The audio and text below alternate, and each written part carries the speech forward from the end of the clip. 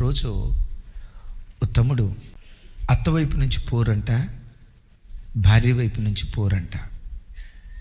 రాచి రంపాన పెట్టేదట భార్య. అందరూ కొట్లాటైతే ఇంట్లో కొట్లాడతారైతే ఈ అమ్మాయి వీధిలో కొట్లాడిద్దట. నడి రోడ్డు మీద ఉండి రేయ్ రారా బయటకు రారా, బయటకు రారా అని అంటా ఉండేదంట.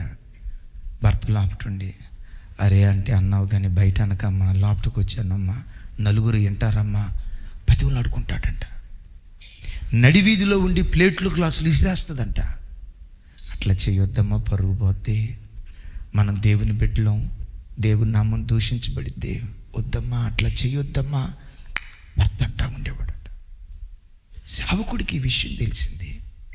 అడిగాడంట, తమ్ముడా ఇంత గయ్యాళితనం కలిగిన భార్యను ఒక్క మాట అనకుండా నువ్వు ఎలా ఓర్చుకున్నావు తమ్ముడా? మామయ్య లేడు, సరే ఇద్దరు ఆడవాళ్ళ పెత్తనం అయిపోయింది. ఈయన అన్నారట, ఇద్దరిది ఆడవాళ్ళ పెత్తనం అయిపోయింది, వాళ్ళిద్దరూ కలిసి నిన్నంత హెరాస్మెంట్ చేస్తూ ఉంటే అసలు నువ్వు ఎట్లా ఓర్చుకున్నావు తమ్ముడా అంటాడంట. పాపిగా నేను బ్రతుకుతున్నప్పుడు నా ప్రభు నన్ను ఓర్చుకున్నాడే, దోషకుడిగా బ్రతుకుతున్నప్పుడు నా ప్రభు నన్ను ఓర్చుకున్నాడే. నేను నా భార్య నన్ను బాధ పెట్టిన దానికంటే నా ప్రభువు నేను ఇంకెక్కువ బాధ పెట్టానయ్యా. ఆయన నన్ను అంత ఓర్చుకున్నప్పుడు ఈ మాత్రం బాధ నేను ఓర్చుకోకూడదా? ఆ ఓర్పు సహనం సిలువ దగ్గర నేను నేర్చుకున్నాను అన్నాడట.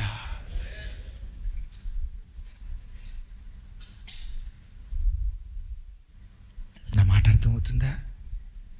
ఈ ఓర్పు సహనం సిలువ దగ్గర నేను నేర్చుకున్నా.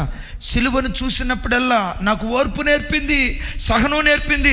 దోషణకు ప్రతి దోషణ చేయకుండా, కీడుకు ప్రతి కీడు మాట్లాడకుండా, స్పందనకు ప్రతిస్పందన లేకుండా ప్రతి దాన్ని సహించి భరించి ఓర్చుకునే ఆ శక్తి సిలువ నాకు నేర్పింది.